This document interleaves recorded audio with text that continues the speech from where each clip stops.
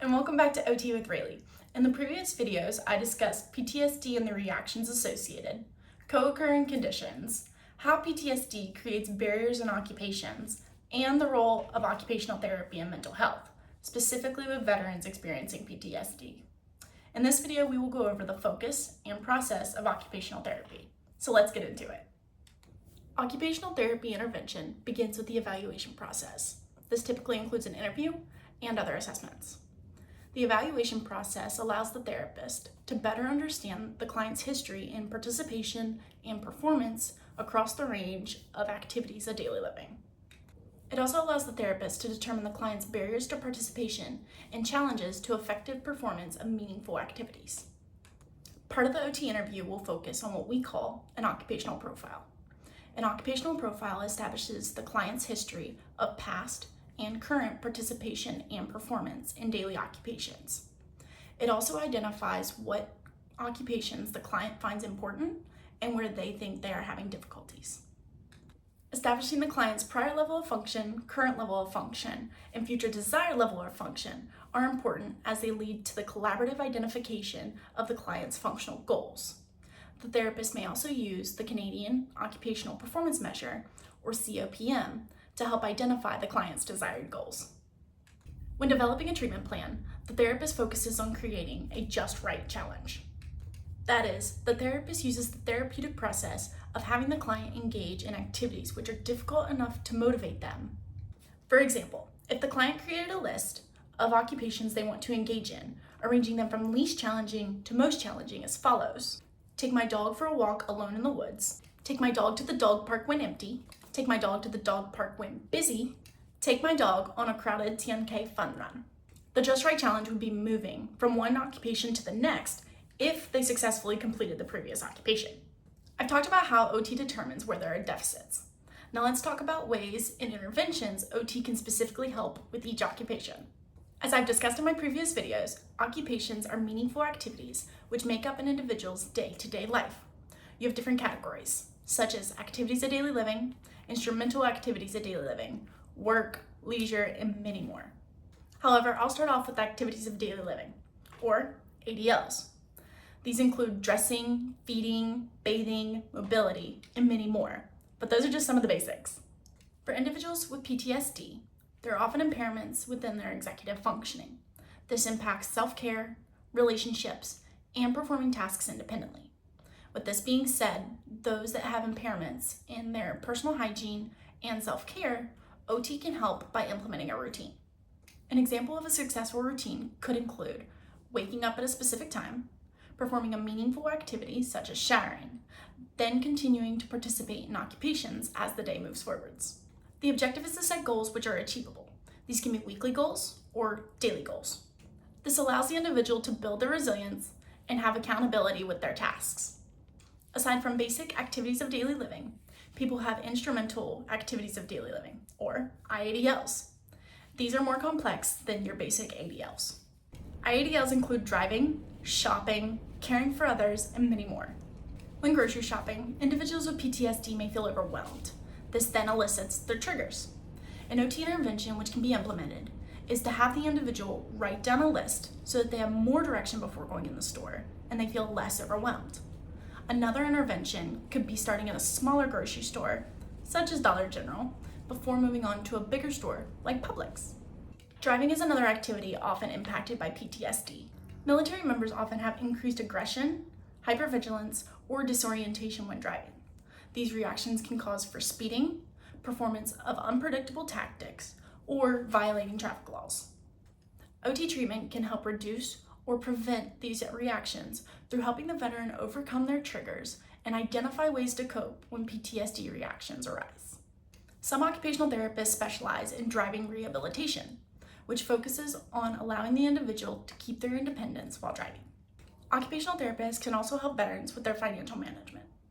They can help by educating the veteran on budgeting, education about prioritizing expenses, and assisting with other financial needs as they arise.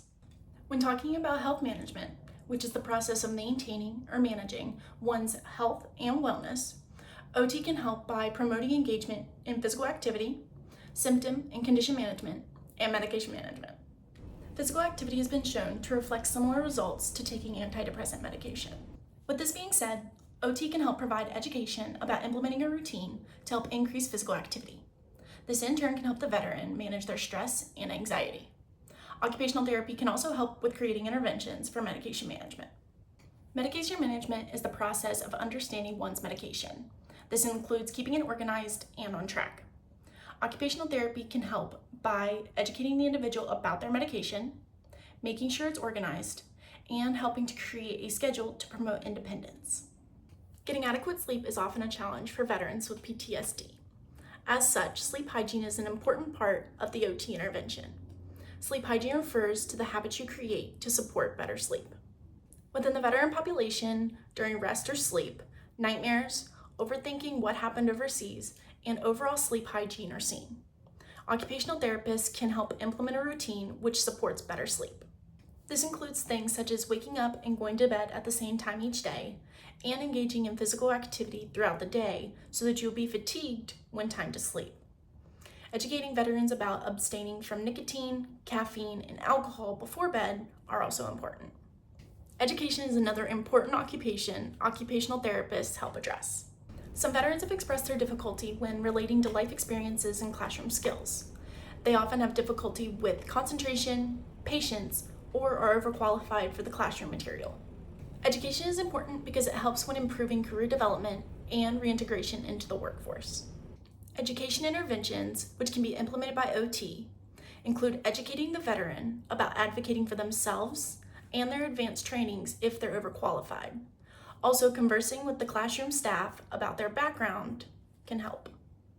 For those who may have deficits in education, occupational therapy can provide a just right challenge by breaking down the task to create a greater understanding. A primary focus of therapy should be reintegration into the workforce. As mentioned in the previous video, work gives veterans a sense of involvement and a purpose. Therefore, OT can address work challenges through individual or group-based skill training. This allows veterans to interact with their peers and further refine their skills. OT can also provide work hardening interventions. This includes improving range of motion, improving body mechanics, decreasing the fear of returning to work, and many other activities. Adapting to the work environment is also important. Occupational therapy can work with an individual to help develop coping skills to deal with stressors in their daily environment. When participating in leisure, some veterans state they have difficulty when relating to individuals outside of their military peer network. OT can address leisure through educating veterans on community events and advocating for their attendance to promote social participation. Occupational therapists can also help veterans or military members explore options outside of those directly related to the military. For example, golfing, hiking, kayaking, whichever occupation the veteran shows interest in. In the veteran population, limited engagement in social and community participation are often seen. Occupational therapy can work with individuals to help implement goals, which will increase resilience and social participation. Occupational therapy can also provide education about local support groups. For example, in Jacksonville, Florida, one support group which is called Homefront, is hosted by the National Alliance on Mental Illness, also known as NAMI. Aside from educating the veteran population, it is also important to educate the community. Educating the community about veterans' lifestyles and PTSD can often help with including veterans and raise awareness about the impacts of PTSD. Aside from occupations, client factors is another important component to OT. These factors help influence what occupations the individual is interested in and how they perform them. Veterans with PTSD come from a culture which value fitness, strength, and courage. Sometimes having mental health challenges or seeking mental health care can be perceived as a sign of weakness and lead to stigmatization. In reality, seeking help is a sign of strength. Occupational therapists can help with this perspective through educating veterans on mental health services which are available to them and teaching them coping skills to help enable participation in valued activities. Occupational therapy also advocates for individuals with PTSD and other mental health challenges to work to reduce stigmatization. Alongside beliefs and values, OT also focuses on an individual's factors as well as environmental factors and how they relate to each other to influence one's participation and performance in occupations. These individual factors include one's spirituality and body functions and structures. Understanding these factors will allow the occupational therapist to further understand their impact on function and will shape the OT intervention.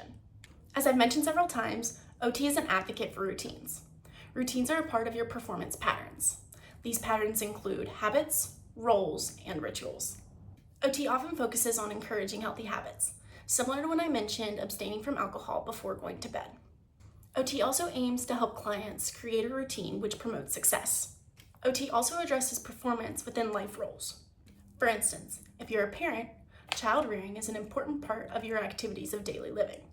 If you want to take your child to the park, but an environmental trigger at the park creates a post-traumatic stress response, OT can help by creating coping skills to help enable participation in this activity. Hopefully now you have a better understanding of the occupational therapy focus and our OT process. There's only one video left in our series, so keep watching. In the final video, I will discuss how to seek occupational therapy and where to find occupational therapy near you. Thanks so much for watching.